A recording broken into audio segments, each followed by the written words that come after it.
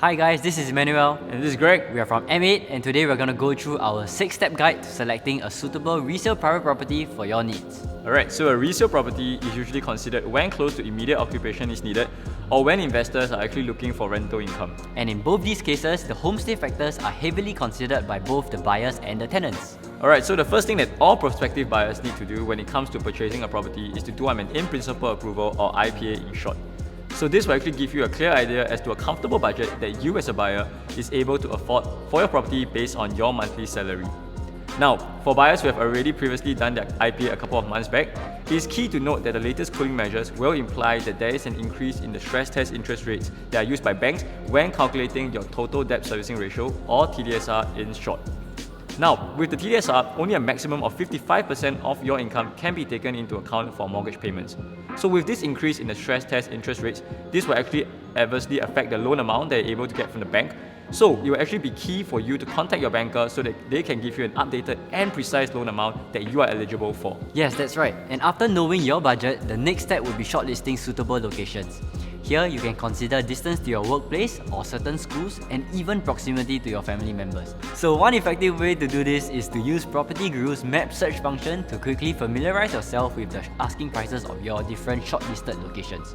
So here, you can zoom into the area of your choice and quickly get a gauge of the prices there. Alright, so for the third point, it will be to assess the importance of certain accessibility factors.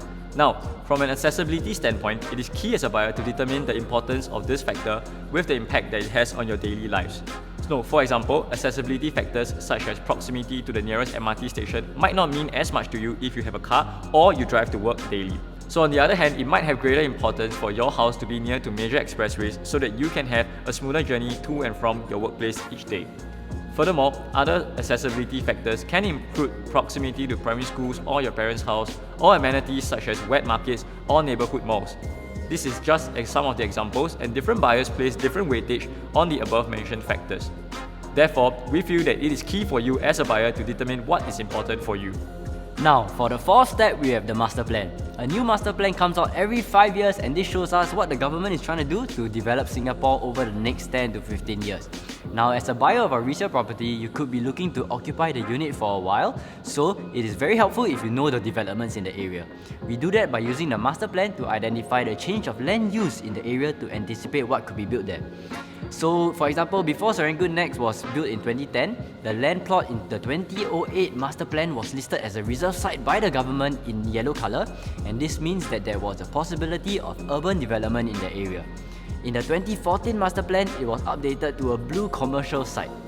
The master plan is also useful in identifying a change in plot ratio of your private property. An increase in plot ratio could greater increase your chances of an en bloc to maximise the land use.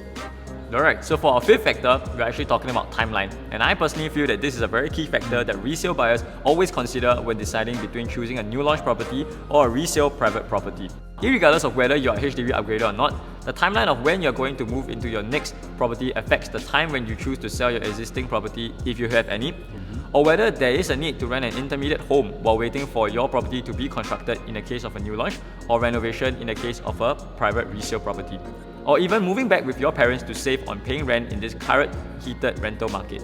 So, with a proper timeline established, you can actually set specific dates by which you would want to finalize your property purchase. From there, it's just a very simple case of working backwards, allocating time to view properties, discussing with your IDs on an approximate renovation timeline, and even planning your own property sale, if you currently have one. So this planning process will actually make you less susceptible to taking a seller's inflated selling price if there are any, and allows you to make a clear-headed decision, as this is a big ticket purchase for you after all. So as the final step, we know some of you are concerned about the profitability and the future selling potential of your resale property. It is key not to overpay for your resale unit, as that would hamper your chances of a smooth exit when that time comes. Here at M8, we provide a systematic way to determine how to correctly value your resale purchase, so feel free to hit up any of the M8 members if you are keen. Alright, so that's it for this week's video in our property tip series. If you actually found it useful, do give us a like. Alright, so that's it for this week's video in our property tip series. If you actually found it useful, do give us a like, subscribe and share this video with your friends. This is M8. We'll catch you in the next video.